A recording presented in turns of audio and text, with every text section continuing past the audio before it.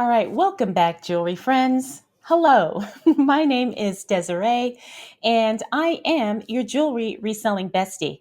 Now, today we are going to talk about some things that surprisingly I haven't really touched upon too much, but the inspiration for today's episode came from an email that I got where someone who is a loyal listener to the podcast had some questions about average sale price, listing goals, and sell through rate and things like that. So, we're going to talk about that today because I think as it relates to us as jewelry resellers, the numbers are going to be very different compared to other niches or other categories of resellers. All right. So, I want to cover that to the best of my ability. And I also want to share with you some of the numbers and some of the goals that I had and some of the goals that, and the numbers that I have. So you can figure out what's going to work best for you and your business. Now, remember, there's going to be a lot of variables and a lot of factors as it relates to figuring this stuff out because not all of us sell the same exact items. And of course, when it comes to jewelry, the prices can vary quite a bit depending on what type of jewelry you sell, whether it's costume, vintage, antique, luxury, or anything else. All right. So I want to at least give you kind of a framework so you can figure out these numbers and what's going to work best for you. All right. So, before we always get into the episode, I like to remind you to make sure you head on over to our website, which is jewelryresellerspodcast.com, because over there you can listen to all the past episodes. You can also sign up for our weekly newsletter. And when you do that, you will get a list that covers the 20 best selling vintage jewelry brands that I think all resellers should know. So it's really helpful whether you're a beginner or if you've been doing this for a while because all of the brands that I list on that document are items that I have sold and I know they sell really well. And also from doing my own research, those are the brands that you always want to keep an eye out for when you are outsourcing your jewelry inventory. Now, if you got last week's newsletter, you may have noticed that I made a little tiny announcement, and that was I would love to meet you in Las Vegas. I am excited to announce that I will be one of the speakers at this year's Boss Reseller Remix, and that's happening in the spring of 2025. So tickets go on sale December 1st, and I will have a discount code for you. So if you are going to be in Las Vegas for that event, I would love to meet you, hang out, talk about jewelry, and whatever else. All right, so I'm really looking forward to it. I am thrilled and excited to be one of the speakers. And if you have not heard of this reseller conference, I will have a link for you in the description of this video. And if you're listening, I will have a description or I will have a link in the show notes for you. All right. So remember, tickets go on sale December 1st, and I will have a discount code for you. So also keep an eye out for that. All right, so let's go ahead and get into today's topic. So, like I said, the inspiration for this episode came from an email. And so, what I did is I went through the email because I do have permission to share the questions, but I don't want to say anyone's name. So, I'm just going to focus on the questions that they had, and then I'm going to do my best to answer them. And the thing is, I want to preface this by saying I'm going to share the numbers that, I was doing when I was at the height of being a jewelry reseller. If you do not know, I have scaled back quite a bit as it relates to reselling because I'm moving into doing other things. And so I still do jewelry reselling, but I just don't do it at the levels that I was doing it probably about a year ago. All right, but I'm going to share with you the numbers that the goals that I had. And then we'll talk about what I think is a good target. But again, it's all going to depend on your inventory. It's going to depend on your knowledge, and it's going to depend on what your individual goals are. for your business as well as for your lifestyle. Okay. So the first question I got in the email was, what is a decent target number of listings per day one should shoot for in order to average 1 to 2 sales per day? All right. In the clothing world, we were always told to shoot for 5 listings per day to satisfy the algorithm. All right. So here is what I have learned as it relates to being a full-time jewelry seller and making jewelry sales every day. And the short answer is yes. From my experience, you need to list every single day in order to get sales every day. Now, I'm going to throw out a caveat because just because you're listing so many items per day, that is not an automatic guarantee that you're going to make sales every single day. Because remember, we need to list jewelry items that people actually want and are willing to buy. And we also have to make sure that what we're listing is not just stuff for the sake of listing, because I have been caught in that trap too. All right. And so there's been times very early on where I was just listing stuff just to list, just to satisfy the algorithm. And then what happens is you end up having a bunch of junk in your store that nobody wants, or you end up having to sell it at a very low price just to get rid of it, and then you're not really making the money that you want to make, or you're working way too hard for too little money. All right. So remember, the thing that we want to always focus on is our knowledge and our education as it relates to the jewelry that people are looking to buy. Now, I can say in general, most people are looking for vintage jewelry. Most people. However, not everybody is looking for that.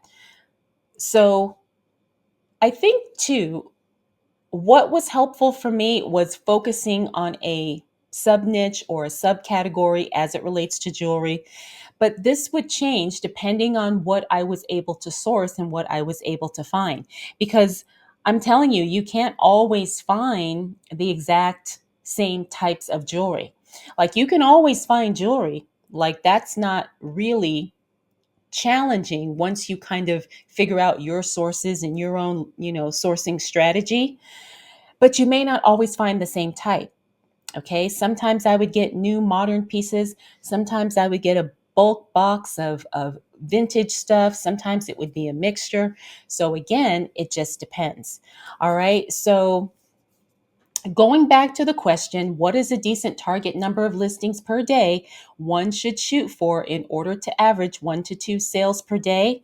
I'm going to say at minimum 10 items per day. Now, does that fit in your sourcing, your sourcing limits or your sourcing amounts?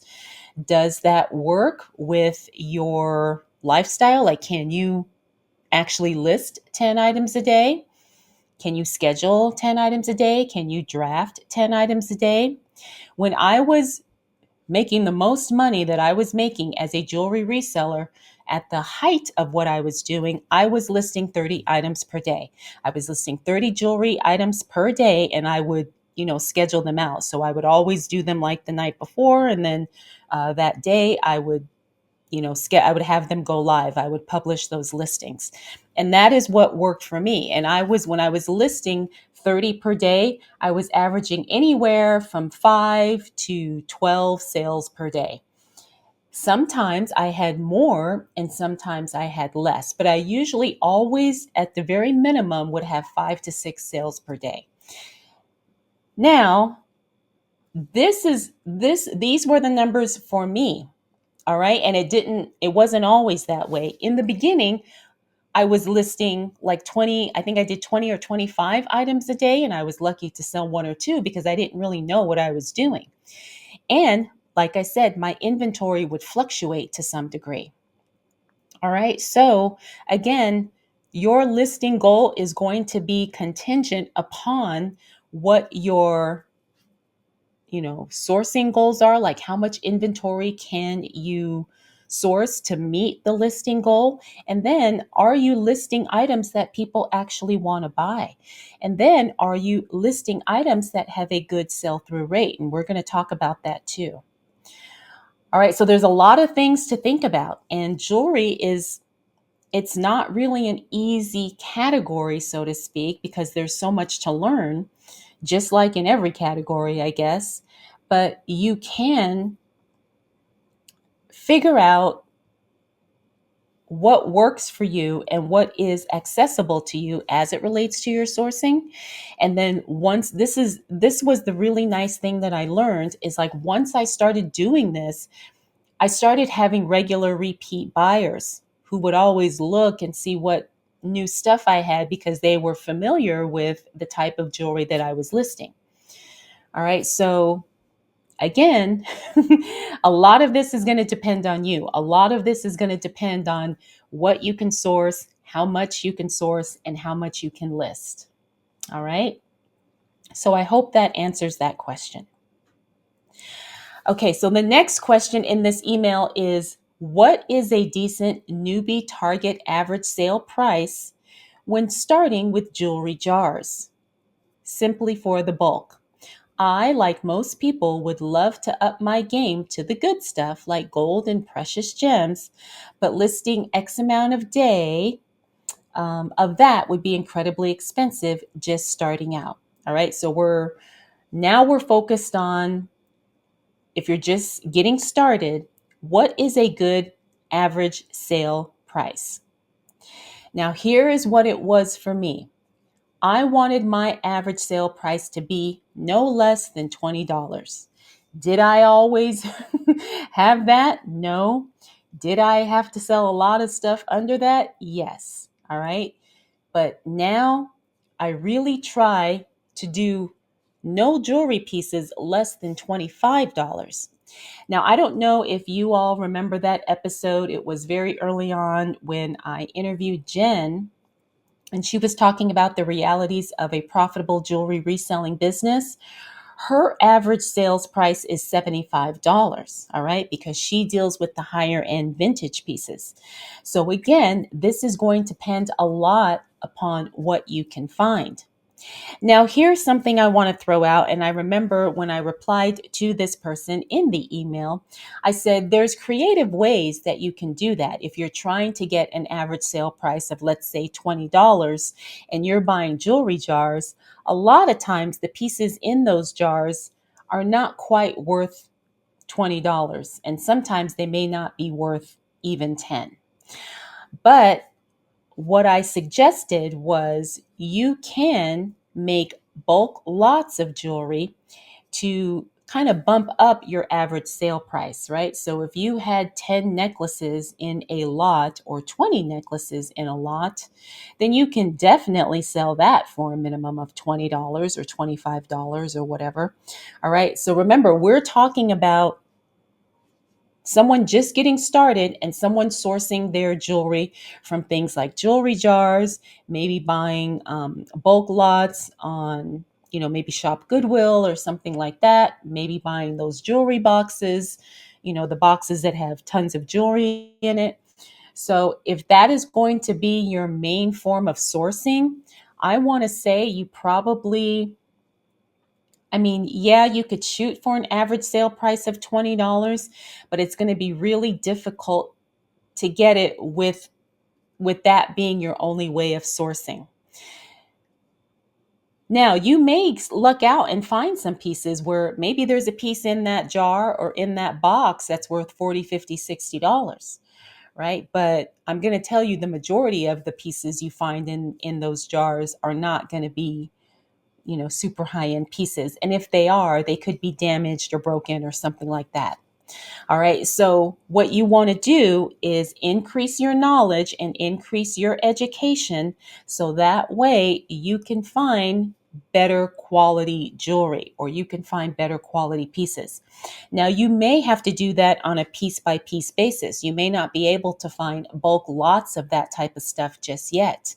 All right. But again, like I said, because when I thought about When I figured out and did all the math, when you think about your selling fees, taxes, um, promotions, if you do promotions, and we're talking about eBay here, um, once you take all of that into the account, plus, the time it takes me to find the stuff, maybe, the shipping supplies and all of that.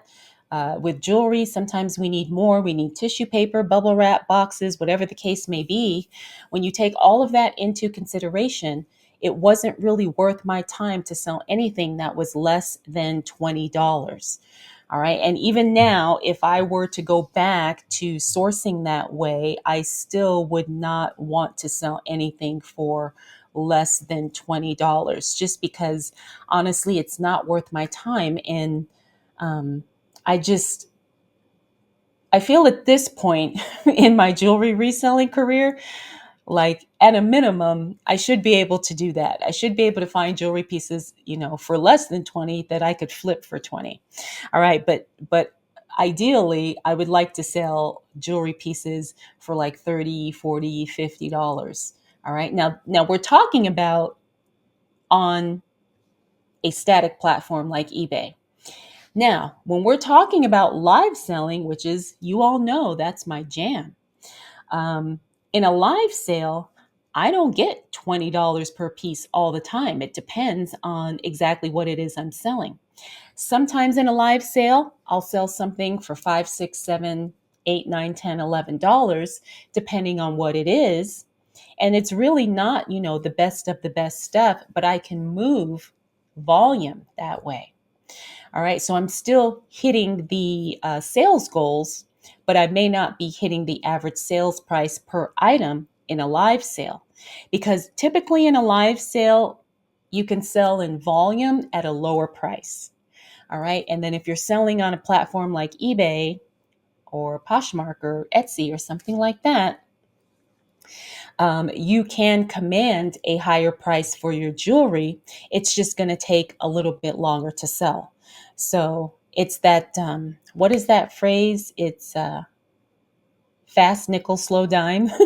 I think that's it. Yeah, I think that's it. So again, you've got to figure out what's going to work for your particular business model and what works for your lifestyle. All right. And what works with, for the knowledge that you have right now as it relates to jewelry. Do you know how to source these pieces that you can flip for $20 or more? Now, I know jewelry resellers who are way past that, where they're selling jewelry pieces $40 and up. $50 and up. Like I told you with Jen, she sells items $75 and up. All right. So it just depends on how much you can source, what your knowledge is of the pieces that you're selling, and you want to make sure that what you're selling is what people actually want, because you can't flip something for $20 that nobody wants. So there's a lot to think about, and there's a lot to take into consideration. Okay. All right. So the next question in the email was, what is a reasonable sell-through rate for good brand jewelry? This is a great question because I don't know if I've ever talked about this, but I had to go back in my, because I have a planner and it kind of looks like this. I used a happy planner, and what I would do is I would track everything that I listed for the day, and I would track whatever I sold for the day and that type of thing. So, I had to go back and kind of look at what I was doing when I was, doing, jewelry at the height, I guess, of my jewelry reselling career. All right, so let's get back to this. What is a reasonable sell-through rate for good brand jewelry? All right, so here's what I have experienced myself and what I have learned from other jewelry resellers. A typical sell-through rate for jewelry resellers is between 40 and 80% over the course of 2 to 4 months. All right. So if you're listing jewelry that people actually want to buy, you should be able to flip it within 2 to 4 months. Now, there's going to be those rare pieces that could take up to a year. And then there's going to be those sought after pieces that will take days or hours that you can sell. All right. But in general, jewelry is not one of those fast, super fast moving categories. There's always going to be an exception to the rule. But in general, jewelry is not a fast, super fast seller. All right. So a typical sell through rate for jewelry resellers is between 40 and 80% over the course of 2 to 4 months. All right. And if you have a sell through rate of 80%, that's considered really, really good. So, for an example, if you are listing 100 items per week, 100 jewelry items per week, you should expect to sell between 40 to 80 items per week. All right, remember, it's because you're listing jewelry that people actually want and stuff that has a good sell through rate. And it'll take you some time to figure this out. Even I don't get it right all the time. I don't. I'm still learning too. All right. But in general, if you're listing 100 items per week, at the bare minimum, you should be able to sell at least 40 items per week. If you can sell 80, that's fantastic. But not a lot of people do that. All right. Although I do know some jewelry resellers that do. So 100 items a week. See, and I think that seems very reasonable. If I'm listing 100 jewelry pieces a week, yeah, I should easily be able to sell 40 of those. All right. And sometimes you'll sell more, sometimes you'll sell less. But on average, that's really what it breaks down to.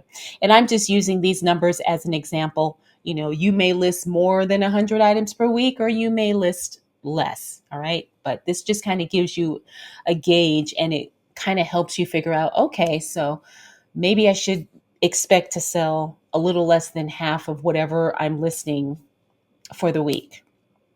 And again, it's because you're listing stuff that people want.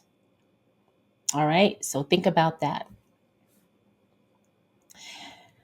Okay. Let me go back to my notes. So I hope that this is helping you figure this out. I would love to give you just a blanket answer that will work, but there really isn't one, because I know all of us are working with different amounts when it comes to sourcing, when it comes to listing, and what we're selling. Okay, so next up in the email, they write, I'm starting to handpick a few pieces at the thrift store: Sarah Coventry, Napier, Swarovski, Wise. But I want to know how long to expect these bigger $5 or so investments to sit before they sell.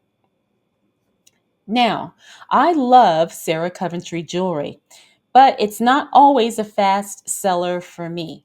There's going to be some brands that I can sell probably within a week, maybe two at the most. And those are certain brands that I know people are looking for and I know are in high demand. So there's good and bad pieces in all the brands. And a lot of this is going to depend on what the specific piece is, the condition, all right, and also the design, because there's some pieces of Sarah Coventry that are not highly sought after, and then there's some pieces that really are, just because of the design, the style, the stones, the color, whatever it may be. So when you're asking, you want to know how long to expect these bigger investments to sit before they sell.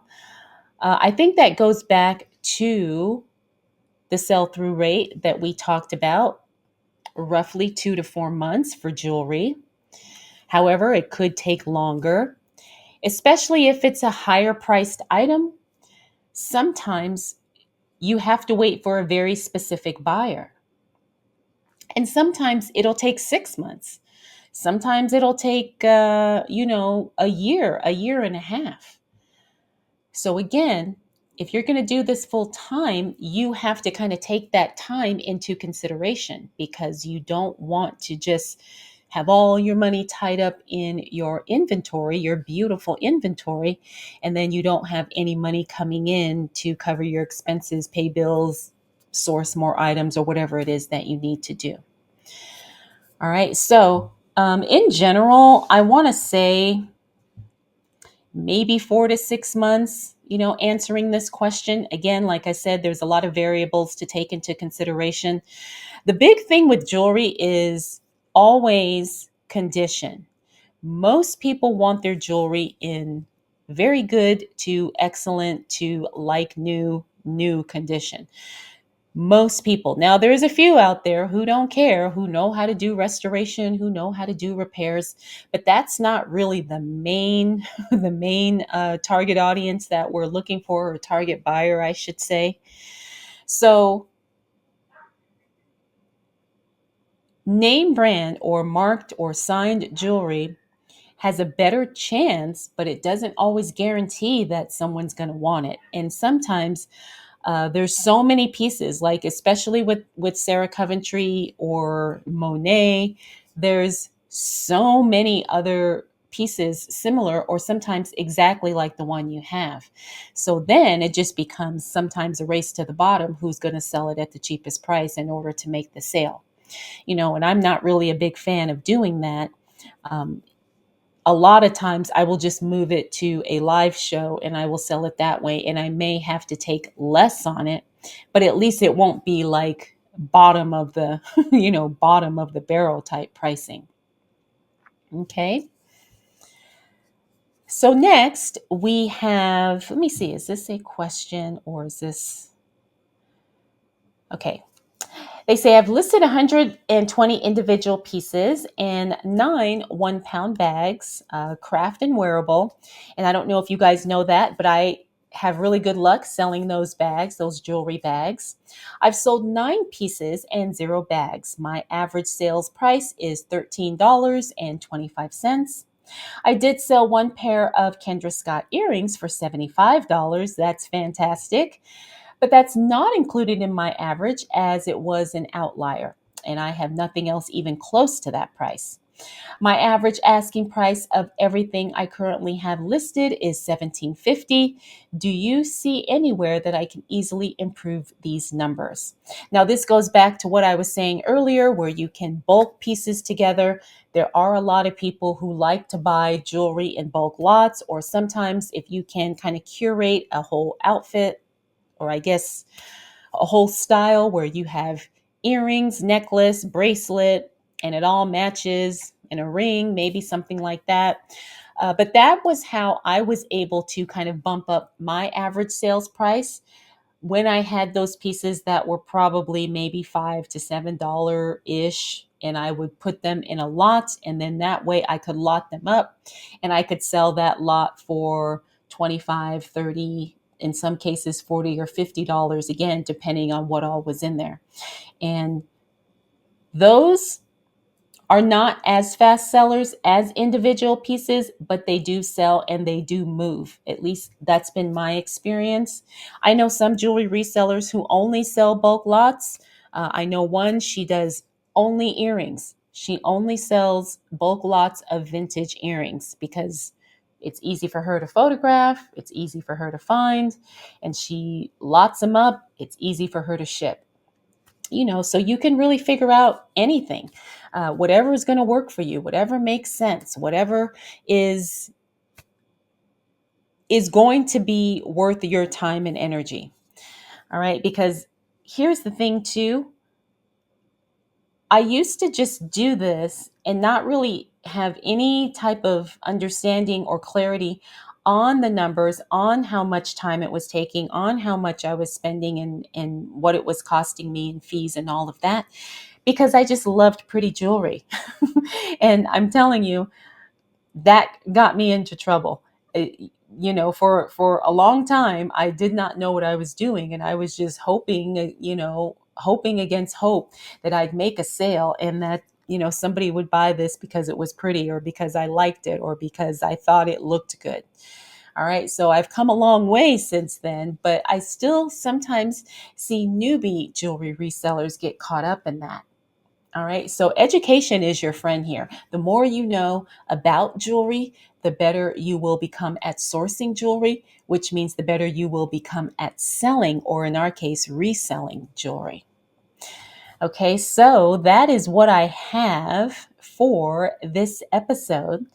I hope that it was helpful. I hope it really gave you an understanding of what you need to think about and what you need to figure out for your business, because I'm telling you, this can be very complicated or it can be very streamlined depending on you. You're the one that has to decide, and you're the one that has to figure out what is reasonable and what is acceptable for you. All right, like I said, I am still a jewelry lover and a jewelry reseller, although I am not doing it at the levels that I once was, because I'm kind of ready to move into a different direction, although I will always have a love and passion for jewelry, and I will always enjoy learning and sharing what I know with all of you here on this podcast. All right. So, like I said, I hope that this was helpful. And if any of you have questions that you would like me to answer in a podcast episode, you can head on over to the website, which is jewelryresellerspodcast.com. You can hop on over to the contact page and you can either fill out the contact form or you can email me directly. You can also send me a message on Instagram or TikTok, or leave a comment on YouTube. Or if you're listening on Spotify, you can now leave comments on Spotify as well. All right, friends, thank you so much for hanging out and talking jewelry with me. And I will see you really soon.